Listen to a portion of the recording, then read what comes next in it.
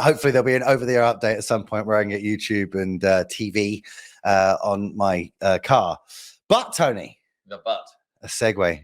See it? Did you see it happening? I did. Forming before you? I felt it. It's happened. It was in the if I had a TV, if I was watching TV on my car, would I need a TV license for it?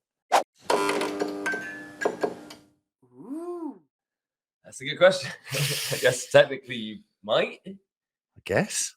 I don't know. They like to change the rules a lot. I try not to pay too much attention to it. I've just gone with paying for it until it goes away. Yeah. I mean, and that is what I'm doing. Yeah. I've gone one step further of just absolutely like staying away from every single BBC property that I can. Yeah. And there's been some quite interesting conversations about this recently. Like, I mean, some of your posts have had some interesting takes on it, but like there was an MP that came out and talked about scrapping it, right? Is that that's the plan, I believe? Yeah. So Nadine Dorries, my personal hero, respect, is the cultural secretary, and she's the first person who I think has had just the bravery to stand up to the BBC and say like, no, this is good. So they wanted an increase from where it currently is at like £156 a year or something like that, and they want to increase it to 180.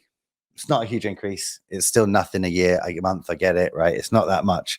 My problem is, it's more. I don't watch anything on it. I don't watch nothing. Like they waste a lot of money a lot of the time. And like, what's the most expensive streaming platform? Like probably Now TV because of the add-ons. Now you've got a lot of options on Now TV, but blatantly it's the most expensive. But if you just had the movies, it's probably the same as I think it's £10. £10 or something like that, right? So £10 a month, £120 a year. It's still cheaper than TV license. Don't need BBC, but like, and that's my biggest problem is that the BBC is great. It was the first TV, great. It's a whole network. I love that. And it's good at what it's good at. Yeah, it can be. Can sometimes. But it steps outside its lane. Like they waste a lot of money. I don't think they should be allowed to bid on football. That's a very expensive thing to buy in. And sure, people watch it, but why they were going to watch it anyway, regardless of what channel it's on. So why did the BBC need it? You know what I mean? Like, sure. And I guess uninterrupted without adverts. Yeah, but football always is. It's always on channels with adverts, and they just have an advert at half time.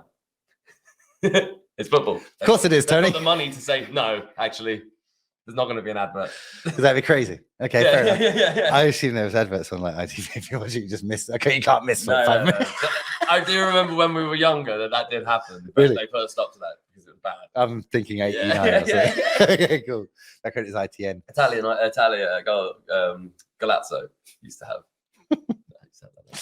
Anyway. But you don't. Why? So why shouldn't they be able to bid on foot? Because I think it's expensive. Okay. It's like true. Millions. But I think of like rugby as being cheap. And it's cheap. cheap to get the rights for. No one wants to watch it. I love rugby, but no one wants to watch it. Fair enough. Fair enough.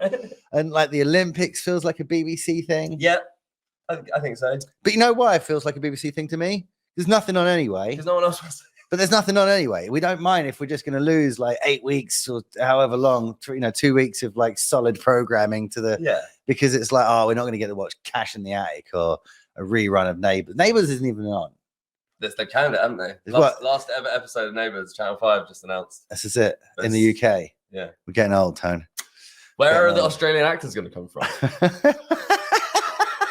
Serious question. Home and Away, all of them? Does that even still exist? Well, surely Neighbours will continue. No. Channel 5 have just announced the last ever episode of Neighbours is like this month. But they don't fund Neighbours, right? Yes, they absolutely do. It's an Australian show absolutely funded by the fact that we watch it. We're the only country who watches Neighbours. Sure, people in Australia also watch it, but it's not. It's a bit like Foster's. Oh, no. We killed Neighbours. Because the BBC got rid of their favourite property. It was BBC, and then ITV had Home and Away, right? And then Channel 5 bought both of them because they're terrible. Yeah. That's because they realised they got to keep some sort of bastion of great Australian television going. Damn. So it's over. Yeah. Well, and this is my problem, is the fact that like I don't think without being held up. So here's a great example. Channel 5 have adverts. Yes. So they're funded, right? Do what they want. They will do what they want, but also they are held up to what their audience are enjoying. They have to make stuff that their audience is enjoying because people are going to want to advertise. That's how they make the money, right? Around a popular show. To appeal to if no one's watching it, people in. Yeah, exactly. So that means they have to make or buy or sponsor, produce, whatever you want to call it, good content.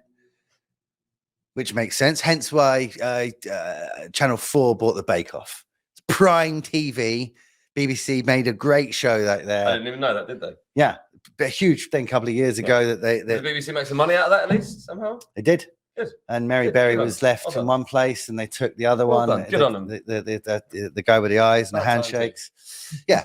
So they bought that, and then they threw Noel Fielding at it. And that's when he joined. Exactly, right? Because he's on a contract with Channel 4, probably. Of course. He's got the long contract because he's funny. And he's funny. But right. So they took that property because that was really good. They wanted more people. They didn't want to lose out viewers to the BBC. And it's like the best thing they've made in years. So they stole it. I don't watch it, but I know I've heard of it, which means it's and it's huge in America and stuff. I mean, it's really done well. So in the same way for Channel 5, they took Neighbours because that's a good property that had a following, obviously, right? Had an audience and was on the BBC. They've taken it, but if no one's watching it now, they have to can it. Like They got no. When did that happen for the BBC? 25 years ago, but it doesn't matter. We can keep funding it, right? We can just keep putting money into Neighbours money because they've got all this money, right? And that is their problem because they don't have any. There's no fear. There's no advertisers, so there's no fear. There's no fear. Yeah. You need some fear, which is a good thing for that type of broadcast service. But they should stay. That type of broadcast service should therefore stay in their lane and not get involved in high budget productions because that's where they just waste money. I think that's mostly what we have a problem with. Don't necessarily. I'd like to not have to pay for it, but it still exists. Sure. Yeah. And it just do a lot less because I know a lot of people that work on some of these shows. They're not bad at what they do. No, they're just working in an environment which is we do what we do. We do the same old shit essentially every time. And it's like, but why does it have to look bad, right? My biggest problem with the BBC is why does London and the UK have to look bad? It doesn't.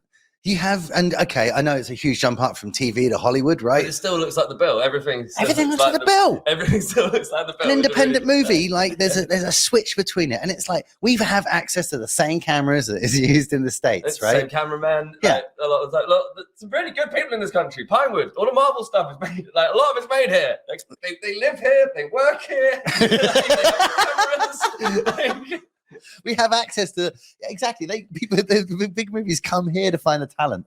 Surely we can get like the person on the rise to make an episode of Holby City or whatever the hell is out these days and make it look sexy. That is all budgetary. There is reasons in there, right? But it's because they spread themselves too thin. And that's what I'm saying. You shouldn't aim too high if you know you have terrible budgets. Essentially, right? Dump it into the good stuff. Like, what do they make that's good? Well. Okay, I like it. No, so I one show, and I really try not to watch anything, right? So if I do, I like sit down and I'm like, okay, entertain me. And if it does, it does. I know, so grumpy. Like I watched The Night Manager, that looked great, right? I heard really good things about that. I'm pretty sure it was a co-production between the BBC and HBO, or a production company with real budget and real cameras, or But it was, the actors were great. It just the writing kind of felt BBC, and it kind of fizzled out to the end. And it's done in, it's that kind of like 6-episode model that the BBC used to like to do. Yeah, and like I get it, 40 Towers were like only 11 episodes, and it's amazing. But then that was then, man. And if anything, give me 10 episodes. Disney and Marvel are showing right now that it's tough to do that. Huh? Like they're trying to do that. They're trying to bring that model back, and it's actually quite hard to do. Like it can't quite get enough story across for it to be more than a movie. But it feels. I want to binge it. I either want to binge it all day on a weekend or over 2 nights. Right? Yeah. 4 hours and 4 hours. Go. I appreciate not having 11 episodes of filler for no reason though, at the same time. So it goes both ways. But yeah, indeed. But for me, the only triumph at the moment for BBC has been Gone Fishing. With Paul Whitehouse and Bob Mortimer. Oh, yeah, of course. And it's just lovely. And like you're saying about staying in the lane, like it's so right for the BBC. It's for an older generation. It's at a slow pace. It's shot lovely, like a documentary, right? It's just a really nice documentary. You get to see some beautiful scenery, and you've got 2 like legends of British humor. Yeah. Spend your money on your talent. And I'm imagining them in a boat all the time. They're not. Are they boat or by the bank? And they're on site fishing.